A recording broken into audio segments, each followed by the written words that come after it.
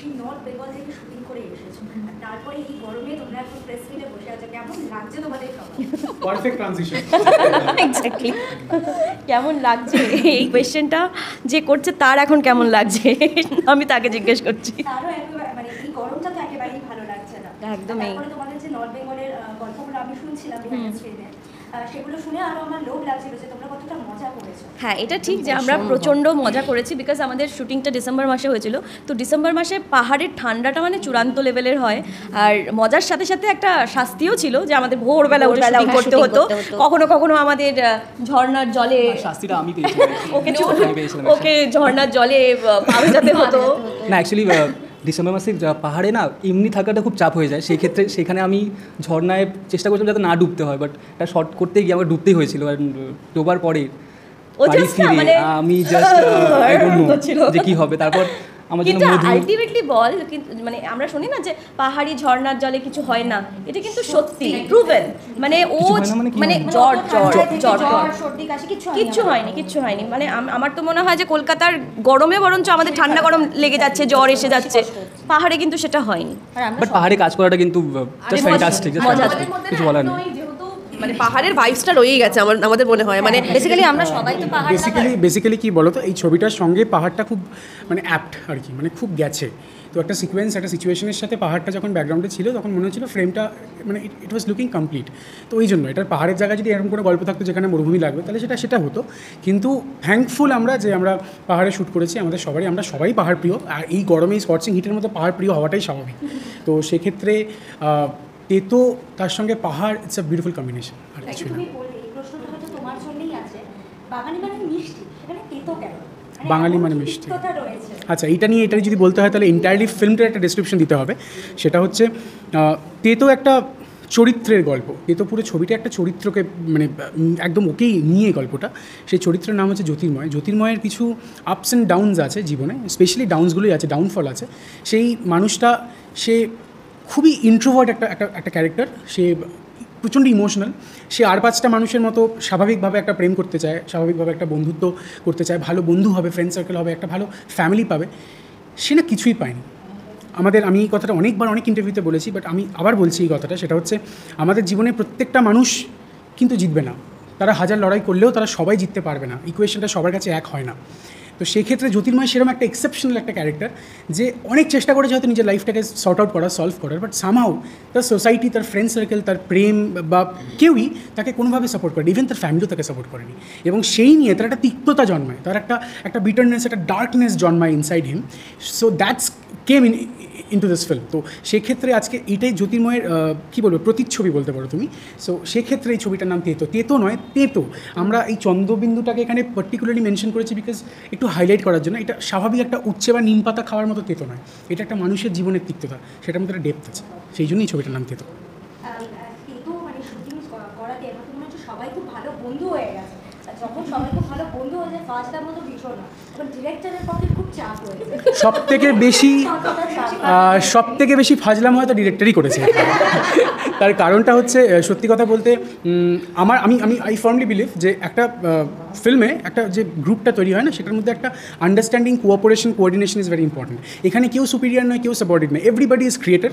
সবার নিজেদের ভাবনা দিয়ে একটা প্রজেক্ট আমরা বানাই, একটা কাঠামো আমরা তৈরি করি, তার প্রাণ প্রতিষ্ঠা করে অডিয়েন্স, এটাই খুব স্বাভাবিক। তো সেক্ষেত্রে আমরা সবার সঙ্গে খুব আমরা জেলাম, মানে আমাদের আন্ডারস্ট্যান্ডিংটা সবার সঙ্গে খুব ভালো।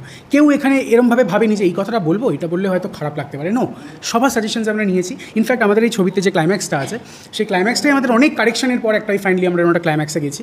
তো ইট ইজ ভেরি স্পেশাল। এই প্রজেক্টটা আমাদের সবার জন্যই খুবই স্পেশাল, আমি বিশ্বাস করি। তো দেখা যাক।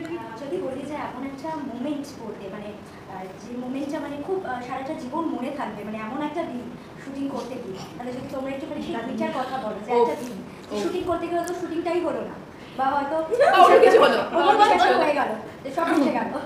তুমি কি অ্যাস্ট্রোলজার? তুমি কি টেক করতে পারো? এটা কি আমি বলবো না তোরা?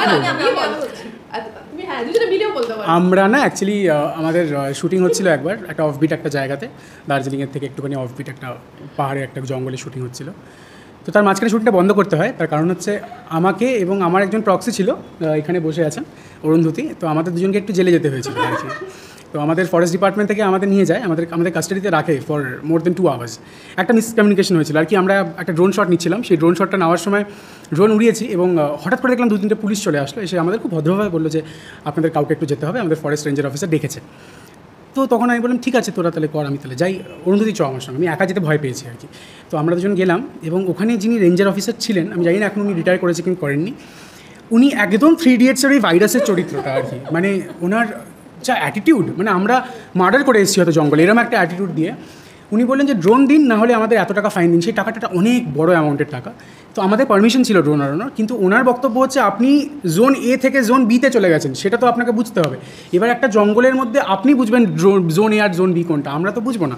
সে নানান ব্যাপার, সেই তারপরে ওই ডকুমেন্টস ওনার কাছে আসার মাঝখানে আমরা অলরেডি একটা কাস্টাডিতে, কিন্তু সেই কাস্টাডিটাও সুন্দর ছিল আর কি, মানে আমাদের এই টিপিক্যাল ছবিতে যেরকম আমরা জেলখানা দেখি সেরকম নয়, একটা ছোট্ট ঘর, তার পাশে একটা ছোট্ট একটা ওই জানলা আছে, সেই জানলা দিয়ে প্রপার কাঞ্চনজঙ্ঘা দেখা যায়। সো ইট ওয়াজ আমরা মানে আলটিমেটলি সবাই টেনশনে কান্নাকাটি চিন্তা কি করব, এরা এইসব কিচ্ছু করেনি, এরা সব আড্ডা মারছিল। আমি প্রিটি শিওর। আমার একটা জিনিস বলার আছে, আমি আর ও যখন জেল কাস্টাডিতে হঠাৎ করে আমার সুদীপ্তা ফোন করলো, করে বললো ভাই কাঁদ, মানে রেঞ্জার অফিসারের সামনে কাঁদ তুই। আমি বললাম যে কাঁদবো এই ব্যাকড্রপে কাঞ্চনজঙ্ঘা থেকে, হ্যাঁ মানে কাঁদ। আমি কিন্তু ফুল মেকআপে তখনও, কাঁদ। হ্যাঁ তুই ভাই আমার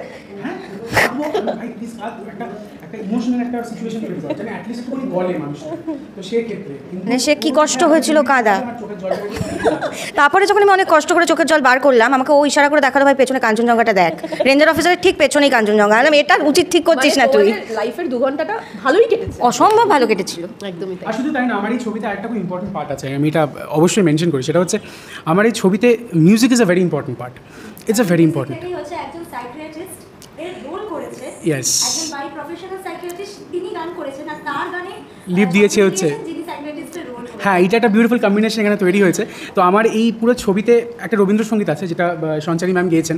তো শুধু তাই নয়, এই রবীন্দ্রসঙ্গীতের সঙ্গে একটা ওয়েস্টার্ন ফিউশন আমরা খুব সুন্দর করেছি। যে ফিউশন পার্টটা করেছে মিঠুন দা, সে আজকে নেই, কোনোভাবে আজকে তাকে পাওয়া যায়নি। এর মধ্যে আমরা একটু সঞ্চারী ম্যামকে জিজ্ঞেস করবো যে আপনার অভিজ্ঞতাটা কী ছিল। অভিজ্ঞতা শোনার সাথে সাথে কিন্তু আমরা গানটাও 2 লাইন শুনবো। ওকে, বেশ, আমি বাই প্রফেশন সাইকিয়াট্রিস্ট, আমি ন্যাশনাল মেডিকেল কলেজে অ্যাসোসিয়েট প্রফেসর। ঘটনাচক্রে আমি এই সিনেমার সাথে জড়িয়ে গেছি, আমি একটি রবীন্দ্রসঙ্গীত গেয়েছি। কিন্তু আমি যখন গিয়েছিলাম তখন আমি সিনেমার প্লট সম্পর্কে আমার কোনো ধারণা ছিল না, এবং আমি যে এমন একজনের জন্য প্লেব্যাক করছি যেই চরিত্রটা কিনা একজন সাইকিয়াট্রিস্টের, সেটাও আমার জানা ছিল না। মানে it's most amazing experience for me যখন আমি জানতে পারলাম। তো যাই হোক, আমি যখন জানলাম এটা, তখন আমি এই ছবিটা সম্পর্কে আরও ইন্টারেস্ট ফিল করলাম এবং আমি ডিরেক্টরকে জিজ্ঞেস করলাম যে কী ব্যাপার। তো ও আমাকে এক্সপ্লেন করলো যা ছবির প্লট, তাতে আমার মনে হলো যে হ্যাঁ সত্যি এটা একটা সমাজে অন্যরকম বার্তা দেবে। কারণ সত্যি কথা বলতে কি, প্রত্যেকটা মানুষই আলাদা, প্রত্যেক মানুষের মধ্যে কিছু স্কিল থাকে, কিছু গুণ থাকে, কিছু খামতি থাকে। তো আমরা যদি সবার ডিফারেন্সটা, সবাইকে ডিফারেন্স থাকা সত্ত্বেও আমরা যদি তাদের ইউনিকনেস, তাদের ডিফারেন্সটাকে অ্যাকসেপ্ট করি, সেটাই আমার মনে হয় হিউম্যানিটির আসল বিউটি।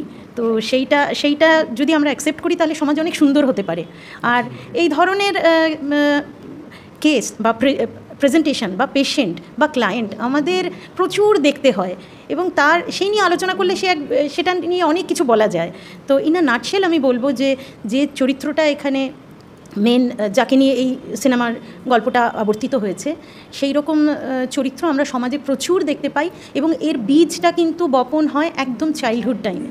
চাইল্ডহুড ট্রমা, পারিবারিক তার পরিস্থিতি, তার মা বাবার নিজেদের মধ্যে যে সম্পর্ক, বাচ্চার সাথে তার মা বাবার কীরকম সম্পর্ক, সেই সমস্ত এক্সপিরিয়েন্সটা অ্যাডাল্ট লাইফে তার ব্যক্তিত্বের একটা পার্ট হয়ে যায়। তাকে আমরা আলাদা করে কিন্তু চরিত্র থেকে বাদ দিতে পারি না। সুতরাং মা বাবারও খুব কেয়ারফুল থাকা উচিত যে যখন তারা মা বাবা হবেন তখন এটা ভাবা দরকার যে আমাদের বাচ্চা অ্যাডাল্ট লাইফে যেন একজন পরিপূর্ণ, কনফিডেন্ট, আত্মবিশ্বাসী এবং প্রোডাক্টিভ মানুষ হন। এটা আমার তরফ থেকে বার্তা থাকবে। তোমার গল্পটা একবারে মনে লেগেছে, ভীষণভাবে মন ছুঁয়ে গেছে। মানে মন ভরিয়ে দেওয়ার জন্য দর্শকদের 2 লাইন গাইতে হবে। আচ্ছা, এই গানটা তো এতটাই সকলের প্রিয় রবি ঠাকুরের গান যে আমি গাইলে দর্শকও গাইতে পারবেন আমার সাথে। আগুনের পরশমণি ছোঁয়াও প্রাণে, এ জীবন পূর্ণ করো, এ জীবন পূর্ণ করো, এ জীবন পূর্ণ করো, এই জীবন পূর্ণ করো দহন দানে, আগুনের পরশমণি ছোঁয়াও প্রাণে। Beautiful beautiful. তারপরে আমি চলে আসবো এত সুন্দর সুন্দর যে চরিত্র গুলো যে বিয়ে করা হয়েছে সেই চরিত্রের ভেতরের গল্পগুলো শুনতে। তোমাদের চরিত্র কি ছিল আর সেটা প্লে করতে তোমাদের কতটা মজা হলো? সবার প্রথমে বলি, যখন রিয়েল আর রিল একাকার হয়ে যায় মিলেমিশে, কারণ এই ছবিতে আমি একজন ইন্টার্ন সাইকিয়াট্রিস্ট আর আমি বাই প্রফেশন একজন সাইকিয়াট্রিস্টের পাশে বসে আছি, অ্যান্ড আমি ওনারই গাওয়া গানে লিপ দিতে পেরেছি, তো it's a really pleasure for me. And এইটাই বলবো যে আমার এটা প্রথম ছবি, তো সবার প্রথম I am blessed and thankful to my director স্বর্ণদা, কারণ স্যান্ডি চরিত্রটা একটু ডিফিকাল্ট একটা চরিত্র, মানে আমার এতদিনে করা চরিত্রর মধ্যে একটু চ্যালেঞ্জিং অফকোর্স। তো আমি এটাকে কিভাবে রিপ্রেজেন্ট করব বা আমি এটা কীভাবে এটাকে আমি তুলে ধরবো সেটা পুরোটাই গাইডলাইন হিসাবে সবসময় স্বর্ণদাকে পাশে পেয়েছি। আর প্রথমেই যেটা আমরা বললাম যে স্বর্ণদা ভীষণ ফ্রেন্ডলি, তো তাই জন্য কাজ করতে গেলে একটা খুব সুবিধা হয়। তারপর তো সিনিয়র্সরা আছেই, মানে এই ছবিতে রাজেশ দা, দেবেশ দা, সুদীপ্তা দি, অরুন্ধতী দি, মানে সবাই আমরা একসাথে মিলেমিশে কাজ করেছি। তবে এই ছবিতে আমার চরিত্রটা হচ্ছে আমি একজন সোলো ট্রাভেলার, যে একা একা ঘুরতে ভালোবাসি, এক্সপ্লোর করতে ভালোবাসি, আর আমি যে বিলিভ করি যে নিজে ভালো থাকলে তবেই অন্যকে ভালো রাখা যায়। সেরকমভাবে আলাপ হয় জ্যোতির্ময়ের সাথে, আমাদের যে প্রধান চরিত্র। জ্যোতির্ময়কেও ভালো থাকতে বলি, ভালো রাখার চেষ্টা করি, ওকেও সুস্থ করে তোলার চেষ্টা করি, কিন্তু আমি আদেও কি এই চেষ্টাতে মানে কি বলবো সফল হতে পারলাম কি না সেটা তো ছবির পুরো গল্পটা সবাই দেখলেই বুঝতে পারবে, কারণ জ্যোতির্ময়ের জীবনের অনেকগুলো ধাপ আছে। তবে এইটুকু বলতে পারি স্যান্ডি চরিত্রটা ভীষণ ইন্টারেস্টিং আর আমার দারুণ লেগেছে করে। না আমাদের টুসি অসম্ভব একটা প্রিয় চরিত্র, কারণ পাহাড় আমার খুব প্রেমের একটা জায়গা, আর স্বর্ণ আমাকে সেই ক্যারেক্টারটাই প্লে করতে দিয়েছে যে একটা পাহাড়ি মেয়ের ক্যারেক্টার। আমি এই ছবির মুখ্য চরিত্র জ্যোতির বোন, নিজের বোন নই, আমার আর ওর কোনো ব্লাড রিলেশন নেই, আমি ওর পালিত বোন। তবে এটাও সমাজের পক্ষে একটা বিশাল বড় মেসেজ হবে যে ওর আর আমার বন্ডিংটা, যে সবসময় ব্লাড রিলেশনই সব কিছু হয় না, তো ওর আর আমার বন্ডিংটা সেটা ছবি বলে দেবে। এটা আগে আমি রিভিল করলাম, বাকিটা আর রিভিল করবো না, সেটা থার্ড মে গিয়ে। না, এর চেয়ে বেশি স্পয়লার দিলে যতই, হ্যাঁ আমি স্পয়েল হয়ে যাবো পুরো। বাদ বাকিটা থার্ড মে হলে গিয়ে দেখে তোমরা আমাদের জানাবে। নাও আমাদের জ্যোতি আর মিমি। আমি মিমি, এই ছবির আমাদের যে মুখ্য চরিত্র জ্যোতির বান্ধবী। তো এই জ্যোতির প্রেমিকা, মিমি বন্ধু, আমি মিমি বন্ধু মনে করে। মিমি, আচ্ছা জ্যোতির আমি প্রেমিকা, জ্যোতির কাছে আমি প্রেমিকা, কিন্তু মিমি নিজেকে বন্ধু বলেই প্রিটেন্ড করে। আর এই যে জ্যোতি আর মিমির যে কেমিস্ট্রিটা, এটা আর 5টা বাংলা ছবিতে নায়ক নায়িকার যেরকম কেমিস্ট্রি হয় তার থেকে অনেকটাই আলাদা। এখানে আমরা শুধুমাত্র হিরো হিরোইন হিসেবে কাজ করিনি, কারণ আমাদের গল্পটাই হিরো, আমাদের গল্পটাই হিরোইন। বিকজ এই গল্পটার মধ্যে এত কিছু আছে যে আমাদের প্রত্যেকটা চরিত্রকে আলাদা করে হিরো বা হিরোইন বা ভিলেন এভাবে আমাদের পোর্ট্রে করতে হয়নি। এটা গল্পে যেরকম গেছে আমরা অ্যাজ আ অ্যাক্টর আমরা নিজেদের পোর্ট্রে করে গেছি। তো সেই ক্ষেত্রে এই মিমি চরিত্রটা করতে গিয়ে একটা জিনিস আমি ফিল করেছি যে একজন মানসিক যার যে সবসময় প্রবলেমে ভোগে, বা আমাদের চারপাশে যে এখনকার জেনারেশনে অনেক ছেলে মেয়েদের যে প্রবলেমটা এখন ফেস করছে, যে তারা ভীষণ ডিপ্রেশনে ভোগে। এই ডিপ্রেশনে ভুগতে তারা না কোথাও গিয়ে একা হয়ে যায়। একাকিত্ব মানুষকে কতটা দূরে ঠেলে দিতে পারে সমাজের থেকে, বা সেটা একটা মানুষের জন্য কতটা ক্ষতিগ্রস্ত হতে পারে, সেটাই ছবিটা করতে গিয়ে বা ওর চরিত্রটা দেখে আমার অনেকটাই ধারণা হয়েছে যে সত্যি তো কখনো এইভাবে তো ভেবে দেখিনি যে একটা মানুষকে যখন দেখি আমাদের বন্ধুবান্ধবদের মধ্যেই যে ও বেশি কথা বলে না, থাক না বাবা ও নিজের মতো থাক, আমরা এরকমভাবে ইগনোর করি, কিন্তু ও কেন কথা বলছে না বা কেন আমরা ওকে ইগনোর করছি এর কারণটা যদি আমরা সবাই মিলে একটু জানার চেষ্টা করি, তাহলে কিন্তু কোনো মানুষই ডিপ্রেসড হবে না, আর কোনো মানুষকে একা হয়ে বাঁচতে হবে না। এই একা হয়ে না বাঁচার লড়াইয়ের গল্প কিন্তু তেতো। তো নামটার সাথে যতটা তিতকুটে ব্যাপারটা আছে, এই গল্পটা বা এই চরিত্রগুলোর সাথে কিন্তু ততটাই মিষ্টতা আছে। আমার মনে হয় তেতো দেখে মানুষ তিতকুটে ভাবটা নিয়ে বেরোবে না সিনেমা হল থেকে। প্রত্যেকটা সম্পর্কের মধ্যে যে কতটা মিষ্টতা থাকে, ভাই বোনের সম্পর্ক, বন্ধুত্বের সম্পর্ক, নিজের মা বাবার সম্পর্ক, এই যে মিষ্টতাগুলো যে জীবনে কতটা দরকার, যে মা বাবার একটা বাচ্চার জন্য কতটা সাপোর্ট দরকার, বা বন্ধু বান্ধবদেরও যে একটা বড় একটা জায়গা থাকে, যে আমরা যখন স্কুল লাইফ বলো, কলেজ লাইফ বলো, যখন আমরা পার করি তখন দেখবে কখনো কখনো আমরা বন্ধুদের কাছেও হ্যারাসড হই, কখনো কখনো বন্ধুরাও আমাদেরকে নেগলেক্ট করে, সেটাও কিন্তু আমাদের মনে থেকে যায়। সবসময় যে আমরা ফ্যামিলি থেকেই নেগলেক্টেড হচ্ছি তা নয়, বন্ধু বান্ধবদের থেকে হচ্ছি, আমাদের কলিগের থেকে হচ্ছি, অফিসে হচ্ছি, সর্বত্র ক্ষেত্রে কোথাও না কোথাও আমাদের সবাই না নিজেদের দৌড়ে ফার্স্ট দেখানোর একটা তাগিদে আমরা কোথাও একা হয়ে যাচ্ছি। এই একাকিত্বটা মানুষকে আরও বেশি ঠেলে দিচ্ছে অন্ধকারের দিকে।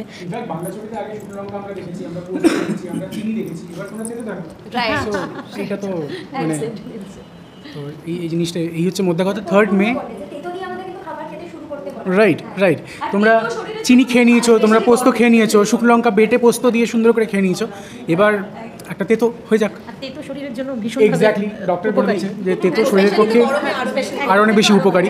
সো তেতো দেখো, তেতো দেখে নিজেদের রিপারকেশনস হোক। এবং আমি একটা কথা তোমাদের মেনশন করতে চাই, this film is actually a tribute to those people যারা আজকে ছবিতে গিয়ে মানে সিনেমা হলটায় গিয়ে ছবিটা দেখার সময় কোনো মানুষ যদি এই ছবির সিকোয়েন্সগুলো বা প্লটসগুলো থেকে নিজের সঙ্গে রিলেট করতে পারে, সেটা আমার কাছে সবথেকে বড় প্রাপ্য হবে, আমাদের কাছে সবথেকে বড় প্রাপ্য হবে। কারণ আই এম প্রিটি শিওর যে প্রত্যেক 100টা মানুষের মধ্যে 5টা হলেও মানুষ এই প্রবলেমটায় ভোগে, আইডেন্টিটি ক্রাইসিস, ইনফেরিয়রিটি কমপ্লেক্সে ভোগে। সেই ইনফেরিয়রিটি কমপ্লেক্স আইডেন্টিটি ক্রাইসিসটাকেই মূল মানে বিষয়বস্তু নিয়ে এটা করা হয়েছে।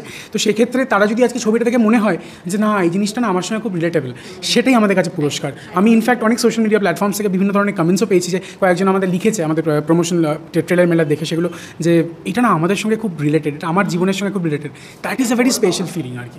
So finally ultimately last but not the least 3 তারিখ 3rd মে আমাদের ছবিটা রিলিজ করছে তেতো নিকটবর্তী সিনেমা হলে। তোমরা ভালোবাসা দিও, তোমরা সাপোর্ট করো। কারণ আমাদের এই ছবিতে সিনিয়র আর্টিস্টরা যারা আছেন, আমি তাদের নামটা নিই, সেটা হচ্ছে রাজেশ শর্মা আছেন, দেবেশ রায় চৌধুরী আছেন, অর্ণব দত্ত আছেন এবং আমরা অনেকেই আছি। তো মেজরিটি এখানে সব নতুন আর্টিস্টরা কাজ করেছে এবং নতুন ট্যালেন্টেড লাভলি এফিশিয়েন্ট আর্টিস্টরা কাজ করেছে। নতুনদের সাপোর্ট করুন, কারণ নতুনদের আপনারাই সাপোর্ট করবেন, তাহলেই তারা ইন্সপিরেশন পাবে আরও ভালো কাজ করার। কারণ this is after all an industry as a whole, যেখানে নতুন রিক্রুটমেন্ট না হলে পুরনোদের দিয়ে কতদিন হবে? পুরনোরা একটা সময় গিয়ে তো তারাও সিনিয়র সিটিজেন হবে। তো নতুনদের এই ফ্লোটা এটা যেন সবসময় থাকে, সেখানে যেন কোনো অবস্ট্রাকশন না আসে। আর অবশ্যই সিনেমা হলে গিয়ে ছবিটা দেখবেন, সিনেমা হলে গিয়ে ছবি দেখা। ওটিটিতে অবশ্যই দেখতে পারবেন, বাট প্লিজ ওটিটির জন্য অপেক্ষা করবেন না। কারণ সিনেমা হলে গিয়ে পপকর্ন খেতে খেতে বন্ধু বান্ধবের সঙ্গে, আপন মানুষের সঙ্গে সিনেমা দেখার একটা কালচার, সেটা কিন্তু আমাদের ধরে রাখতে হবে। কারণ cinema is a tradition, cinema is a culture, সেই কালচারটা আমাদের খুব রিচ একটা কালচার। তো সেক্ষেত্রে ওখানে গিয়ে ছবিটা অবশ্যই দেখবেন। এবং right from entire team of তেতো, এখানে অনেকে নেই, আমার মিউজিক ডিরেক্টর সঞ্চয়িতা নেই, এখানে মিঠুনদা নেই, এখানে অনেক আর্টিস্টরা নেই। তো যাই হোক, আমরা যতজন আজকে এখানে এসেছি তাদের তরফ থেকে আপনাদের এটাই অনুরোধ করলাম, 3rd মে কী আসছে? তেতো আসছে আপনাদের নিকটবর্তী সিনেমা হলে, আপনারা প্লিজ দেখবেন। Thank you.